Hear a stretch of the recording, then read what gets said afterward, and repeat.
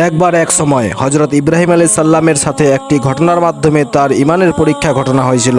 এটি এমন এক সময়ের কথা যখন মানুষ মূর্তি পূজা করত এবং আল্লাহর একত্বকে অস্বীকার করত। হজরত ইব্রাহিম আলাইহিস সালাম ছিলেন একজন আল্লাহর প্রিয় নবী, যিনি মানুষকে এক আল্লাহর পথে ডাকতেন।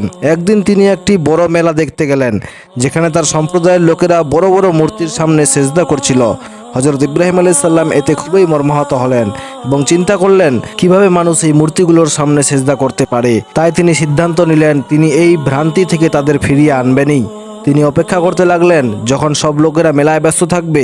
এরপর তিনি মন্দিরে প্রবেশ করে সমস্ত মূর্তি ধ্বংস করে দিলেন, শুধুমাত্র প্রধান মূর্তিটি ছাড়া। তিনি প্রধান মূর্তির গলায় একটি কুড়াল ঝুলিয়ে রেখে দিলেন।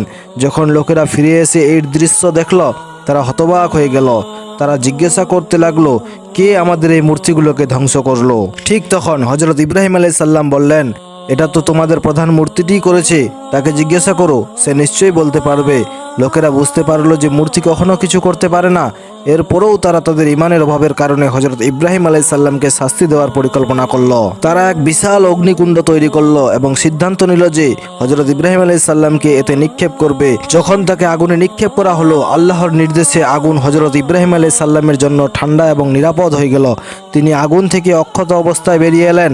এই অলৌকিক ঘটনাটি দেখার পরেও অধিকাংশ লোক তাদের কুফর থেকে ফিরে আসতে চাইল না, কিন্তু যারা সত্যিকার অর্থে বিশ্বাস করেছিল তারা হজরত ইব্রাহিম আলাইহিস সালামের পথ অনুসরণ করতে শুরু করলো। এই গল্প থেকে একটি শিক্ষা লাভ করা যায়। এই গল্পটি আমাদের শেখায়, যখন আমরা আল্লাহর উপর সম্পূর্ণভাবে ভরসা রাখি, তখন আল্লাহ আমাদের জন্য সব বিপদকে নিরাপদে পরিণত করেন। আমাদের উচিত সবসময় সত্যের পথে থাকা এবং আল্লাহর সাহায্যের উপর আস্থা রাখা। আসসালামু আলাইকুম।